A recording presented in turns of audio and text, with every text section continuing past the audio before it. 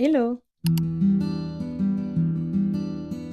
On se retrouve aujourd'hui pour mon bilan lecture du mois de mars et ma pile à lire du mois d'avril. Je vous ferai le book haul dans une vidéo à part parce que il y a vraiment eu un gros craquage ce mois-ci, donc je trouve qu'il mérite sa propre vidéo. Et donc on va démarrer sans plus tarder avec la partie du bilan. Donc ce mois-ci, voilà, la pile est plutôt conséquente, j'ai réussi à lire 10 livres, je suis vraiment trop contente, donc tout format confondu comme d'habitude, papier, audio, e-book. J'ai bien carburé dans les audios, vraiment, donc j'ai hâte de vous présenter tout ça. On va démarrer avec la partie papier parce que c'est ce qui va aller le plus vite, clairement. J'ai lu Si les étoiles s'étaient des Emma Green chez Addictive, que j'ai adoré. C'était un 4,75 sur 5.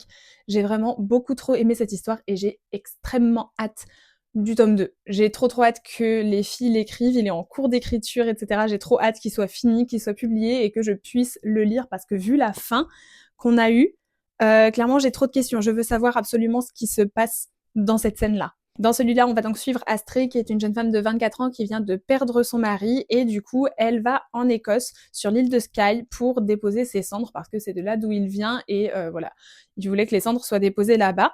Donc, elle va là-bas, elle est pas forcément très bien accueillie par la famille, parce que bah, pour eux, c'est juste la petite Française qui a volé leur petit Écossais chouchou, on va dire. Et sur place, elle va faire la rencontre de Otis, qui est un ancien meilleur ami de James, donc son mari. Et lui, Otis, pareil, il est pas trop apprécié des habitants de l'île parce que sa femme a disparu il y a 2 ans et tout le monde pense qu'il l'a tuée.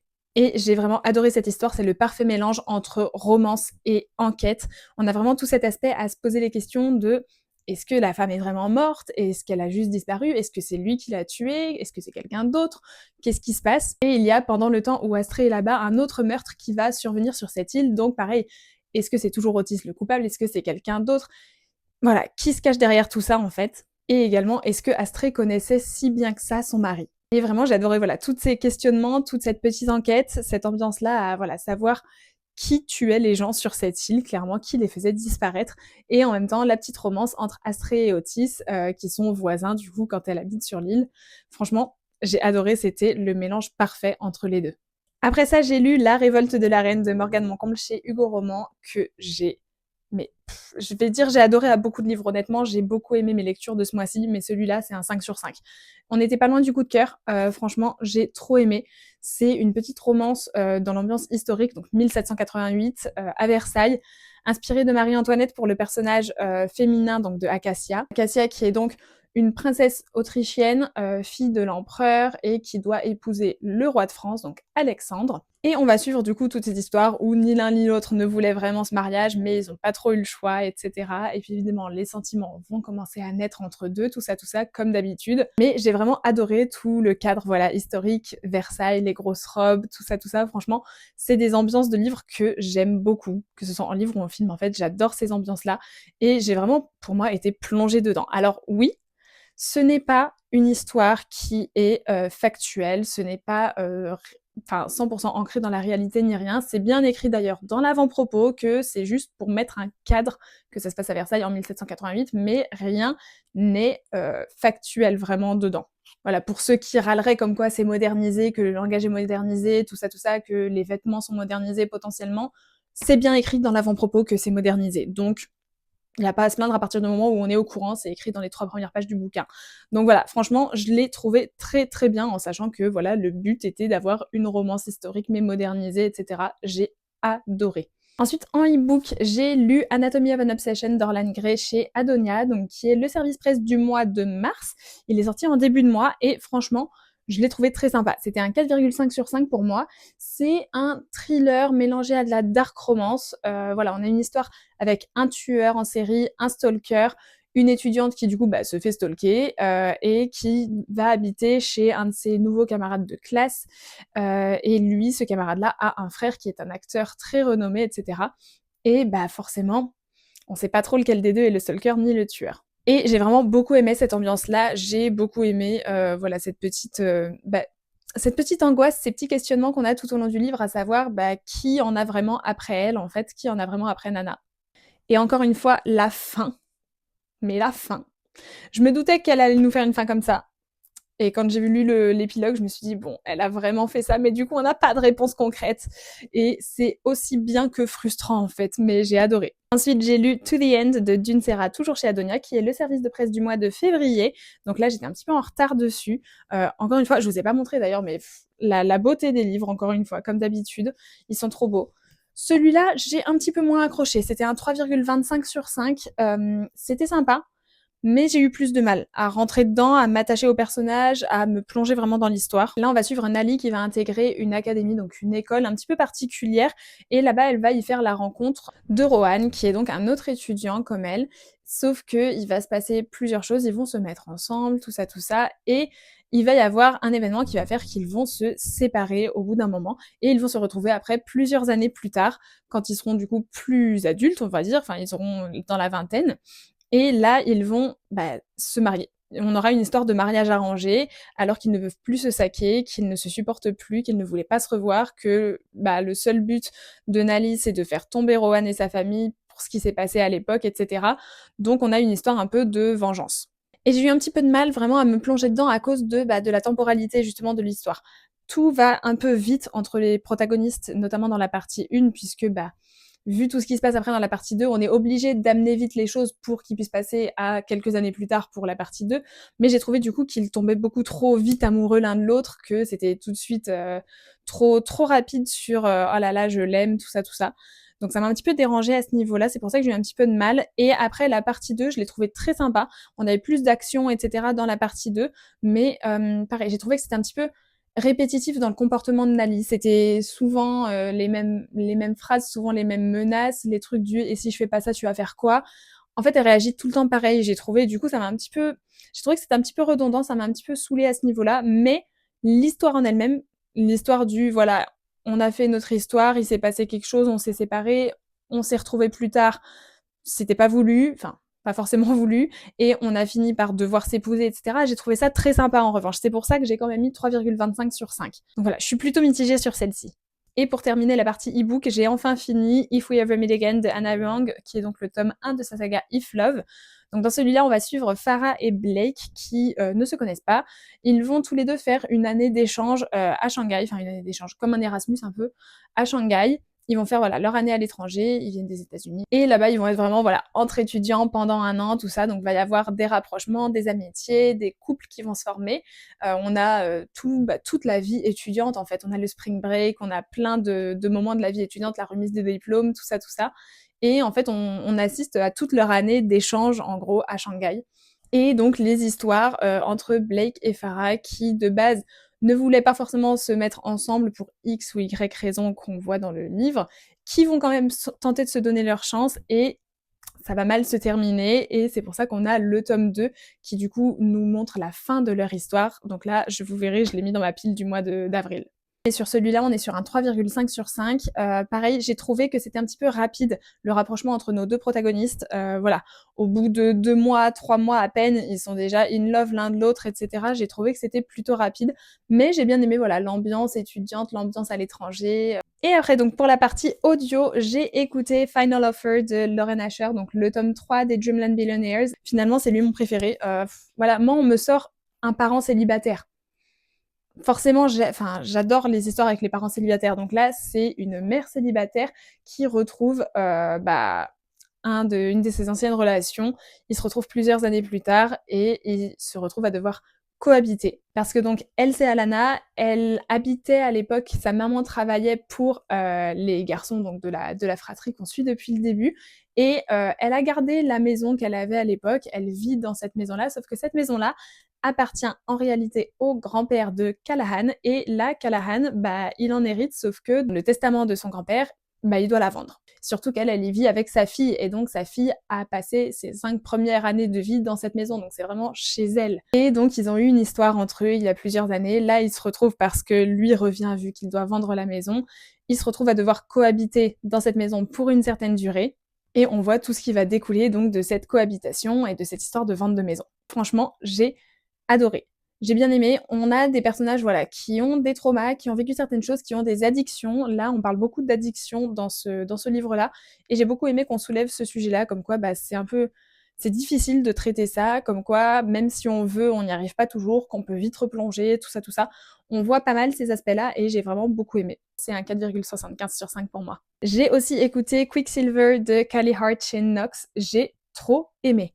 Je l'ai écouté en audio du coup en français, puisque j'avais le livre en français de base. J'avais commencé à faire la lecture tandem entre le papier et l'audio. Au final, j'ai pas eu le temps de continuer en tandem, je l'écoutais dans les transports. Du coup, j'avançais plus vite comme ça en fait. Mais l'audio était trop bien. C'est un audio en duo, donc avec une voix féminine, une voix masculine, mais tout est narré du point de vue féminin. Mais du coup, quand c'est l'homme qui parle, c'est la voix masculine qui fait le taf. Et j'aime trop les livres où c'est comme ça, où c'est en duo, donc on a vraiment l'impression de regarder une série et d'être vraiment plongé dans l'histoire, on est dans les dialogues avec les personnages, tout ça, tout ça. Les voix des acteurs sont très bien faites, enfin les voix des lecteurs, bref, vous avez compris. Franchement, non, le cast a été très bien choisi, j'ai trouvé l'audio super, il nous permet vraiment de bien nous plonger et nous immerger dans cette histoire-là. Et donc là, on va suivre Cyrus qui vit dans le royaume de Zilvaren, donc un royaume qui a 2 soleils, où c'est un peu désertique. Elle se retrouve à voler un gantelet d'un garde, donc un gantelet en or, pour qu'elle essaye de le revendre après par derrière pour se faire un petit peu d'argent, sauf qu'elle va se faire choper par la garde royale. Elle va avoir une entrevue avec la reine et elle va finir par être amenée dans un lac, on va dire, d'argent. Je peux pas trop vous raconter, mais elle va se retrouver dans un autre monde. Voilà, tout simplement, dans un autre monde où c'est l'hiver H24, où il y a que de la neige, du froid, etc. Et ce monde-là, bah, il y a une grosse menace qui y règne, ce sont les fées qui sont vampires, et du coup, faut lutter contre cette menace-là et essayer de sauver le royaume, en gros, des vampires. Et du coup, lui, là, Kingfisher, il va lui demander de l'aide avant de pouvoir la renvoyer à Zilvaren, tout simplement. Il va lui dire, je te renverrai chez toi, mais avant, tu m'aides à nous sauver, tout simplement. Et j'ai trop aimé. On a de l'attention, on a de l'action, on a des secrets, des révélations à la fin.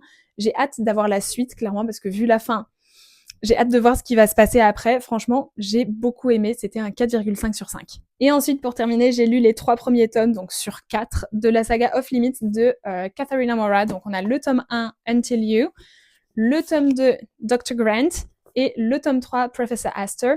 Et du coup, là, ce sont des tomes interconnectés. Donc, je conseille quand même de les lire les uns après les autres pour avoir tous les éléments de ce qui s'est passé, mais ce sont sur des couples différents à chaque fois. Donc dans le tome 1, on va suivre Arya et Grayson. Et lui, Grayson, c'est le meilleur ami de son frère à Arya. Son frère, c'est Noah. Du coup, Grayson, c'est le meilleur ami du frère d'Arya. Ils sont très proches, etc. On voit qu'il y a quand même un petit truc depuis quelques années entre eux, ils se plaisent, tout ça, mais Arya est déjà en couple. Sauf que ça va mal se passer et elle va finir par accepter la proposition que Grayson va lui faire à un moment pendant un dîner qui est de quitter son taf et venir travailler dans sa boîte à lui. Parce que clairement, elle a le potentiel pour travailler dans sa boîte et lui, c'est la boîte où tous les ingénieurs veulent bosser. C'est genre la boîte dans le pays où faut pas se louper. Du coup, voilà, on va suivre tout ça, va y avoir une histoire de colocation, et donc forcément de l'attention, des rapprochements, etc., etc. J'ai beaucoup aimé, c'était un 4 sur 5. Dans le tome 2, du coup, Dr. Grant, on va suivre l'histoire du frère d'Arya, donc Noah, mais là, mais hilarant ce tome-là. Lui, du coup, il va intégrer l'université Astor, donc le Astor College, où là-bas, il va être donc médecin, et il va avoir à un moment une patiente qui n'est autre que Amara Astor, donc une des héritières de la famille Astor, qui va venir parce qu'en fait, elle, son plan, c'est de monter sa boîte de jouets pour adultes. Vous voyez ce que je veux dire? Elle va monter sa boîte de jouets pour adultes, sauf qu'il faut bien qu'elle teste les prototypes qu'elle crée pour voir si ça fonctionne vraiment. Sauf qu'à un moment, elle va tester, elle va rester coincée avec, et donc elle n'aura pas d'autre choix que d'aller voir un médecin. Et elle veut surtout pas que ce soit le médecin familial pour pas que sa famille soit au courant de ses petits soucis. Et elle va tomber sur Noah Grant comme médecin, évidemment. Si vraiment, c'est très comique cette histoire avec les sextoys, clairement, ça m'a fait rire. J'étais dans les transports en train de me taper des barres, je me disais mais les gens vont te prendre pour une folle. Vraiment, c'était très sympa, j'ai beaucoup aimé. On a des secrets, des révélations surtout qui sont en lien avec des choses qu'on apprend dans le tome 1, et franchement, j'aime bien la manière dont voilà, tous les tomes sont connectés. Et voilà, des petits rebondissements, des choses qui font que, comme d'habitude, les couples ne peuvent pas être ensemble. Je l'ai trouvé très sympa, celui-là, c'était un 4,5 sur 5. Et enfin, le tome 3, donc Professor Astor, lui, on va suivre du coup cette fois le cousin d'Amara, donc qu'on a dans le tome 2. Et lui, il va donc entamer un rôle de professeur dans le Astor College. Là-bas, en fait, il va retomber sur une femme qu'il a rencontrée il y a 2 ans, avec qui ils ont eu un coup d'un soir. Il lui avait donné un faux numéro et elle l'avait super mal vécu parce que pour elle, c'était le gars. Genre pendant cette soirée-là, ils avaient vraiment prétendu, ils avaient fait comme s'ils étaient mariés, qu'ils avaient des gosses et qu'ils se faisaient un date en couple pour une fois, etc. Il y avait vraiment une connexion entre eux, etc. Et il lui a donné un faux numéro, donc elle l'avait très mauvaise. Lui, il a regretté de lui avoir donné un faux numéro. Il a fait ça parce qu'il était en train de divorcer, il avait déjà signé les papiers, etc. Mais il se sentait pas droit dans ses bottes de faire ça avec les enfants, tout ça, tout ça. Donc c'est pour ça qu'il a donné un faux numéro. Et ils vont se revoir 2 ans plus tard quand elle va être en train de faire son doctorat et qu'il va devenir son nouveau professeur superviseur, on va dire, de son doctorat. Et elle va, en plus de ça, devenir, sans le savoir, la nounou de ses enfants. Donc on a une histoire de nounou, d'étudiants, de professeurs, etc. Franchement, j'ai beaucoup aimé. C'était un 4,25 sur 5 pour moi. J'ai bien aimé la dynamique entre les personnages. J'ai bien aimé, voilà, moi, quand il y a des pères célibataires, des parents célibataires, j'adore. Donc là, il y a un père célibataire, j'ai beaucoup aimé. On a évidemment l'ex-femme qui va revenir foutre la merde dans l'histoire. Franchement, c'était très sympa. 4,25 sur 5. Voilà, donc tout ça, c'était pour le bilan du mois de mars.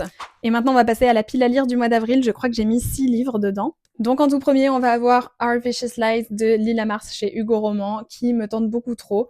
J'ai décidé de le lire maintenant. De toute façon, je voulais le lire la semaine dernière déjà, mais Élise a lancé une lecture commune dessus, donc de Élise Books. Du coup, je me suis dit, je vais attendre que la lecture commune commence. Et au final, je suis en retard parce que j'ai pas eu le temps de la commencer en même temps que tout le monde. J'ai 5 jours à rattraper. Je vais jamais avoir le temps de rattraper genre 5 jours aujourd'hui, ça fait au moins tout ça. Je vais jamais avoir le temps de faire ça, mais franchement, je vais m'y mettre petit à petit, je vais la lire, j'aurai un peu l'impression de la lire en même temps que tout le monde quand même, donc c'est pas grave. Pour l'instant, j'ai lu 113 pages et j'aime beaucoup. C'est une histoire avec des agents secrets, des missions, etc. Une mission qui implique un faux mariage parce qu'ils doivent donc se rapprocher de leurs nouveaux voisins dans la nouvelle maison qu'ils ont achetée pour la mission, tout ça, tout ça. Et franchement, j'aime déjà beaucoup la vibe. Je pense qu'il peut beaucoup, beaucoup me plaire. Et des retours que j'en vois, je pense qu'il va beaucoup me plaire, clairement. Après ça, j'ai prévu de lire Unbreakable d'Alixia Foll chez Adonia, qui sort, si je dis pas de bêtises, le 15 avril, et qui me tente beaucoup trop. Encore une fois, magnifique, trop beau. Donc là, encore, on repart sur du Adonia, donc on repart sur de la dark romance. Ça n'a rien à voir avec Crescendo, qui est son premier roman qui était sorti l'année dernière. Rien à voir, c'est une histoire totalement différente. On va avoir du kidnapping, etc. Je sens qu'il va être très très cool. Et puis Crescendo avait été un coup de cœur pour moi l'année dernière, donc j'espère qu'il aura une très bonne note lui aussi. J'aimerais aussi lire La fille qui venait la nuit de Nell Lamar chez J'ai lu, donc là on part sur un thriller avec un mari et une femme qui vont engager une nounou pour s'occuper de leurs enfants parce qu'ils n'en peuvent plus, notamment la nuit. Sauf que la femme va voir des petites choses bizarres entre son mari et la nounou et elle va se demander si elle devient folle ou si on essaye de lui faire croire qu'elle devient folle. Donc franchement, j'ai hâte de découvrir ça, de mener cette enquête-là. Il faudrait aussi que je termine Le Trône d'Orlan Grey chez Addictésie, que voilà, il est toujours au même point, toujours à la page 72, ça fait 1 mois et demi que je dis que je dois le terminer. J'ai pas eu le temps de le terminer, j'ai lu les SP, etc. en priorité. Là, je vais faire la même chose, donc je verrai, j'espère que je pourrai le lire ce mois-ci. Après ça, donc en e-book, je vais lire If the Sun Never Sets de Hannah Huang, qui est donc le tome 2 de la saga If Love, donc la suite de If We Ever Meet Again, avec Farrah et Blake, après leur séparation, du coup, quand ils se retrouvent 5 ans plus tard à New York. En audio, donc là, à chaque fois, je vous mets qu'une partie, parce qu'au final, les audios, je les fais un peu au feeling, pareil pour les e-books, mais du coup, là, j'ai démarré tout juste Bittersweet Memories de Katharina Mora, qui est donc le tome 4 et dernier tome de sa saga Off Limits. Celui-là, c'est sur Silas et Alana. Silas qu'on mentionne beaucoup dans la saga des Windsor, donc j'ai hâte de voir son histoire. Pour l'instant, j'en suis, je pense, à peut-être un quart ou un tiers. Pour l'instant, j'aime bien, je suis assez intriguée. Et voilà donc pour ma pile à lire du mois d'avril. Ça y est, donc on arrive à la fin de cette vidéo sur mon bilan lecture du mois de mars et ma pile à lire du mois d'avril. Dites-moi ce que vous en avez pensé en commentaire, si ça vous a plu, si vous avez lu certains livres que j'ai lus aussi ce mois-ci, et ce que vous en avez pensé, évidemment. Dites-moi aussi, vous, ce que vous avez lu dans votre bilan du mois de mars et ce que vous avez prévu de lire pour le mois d'avril. Comme d'habitude, je vous invite à vous abonner ici sur Instagram et sur TikTok, et on se retrouve dimanche prochain dans une nouvelle vidéo.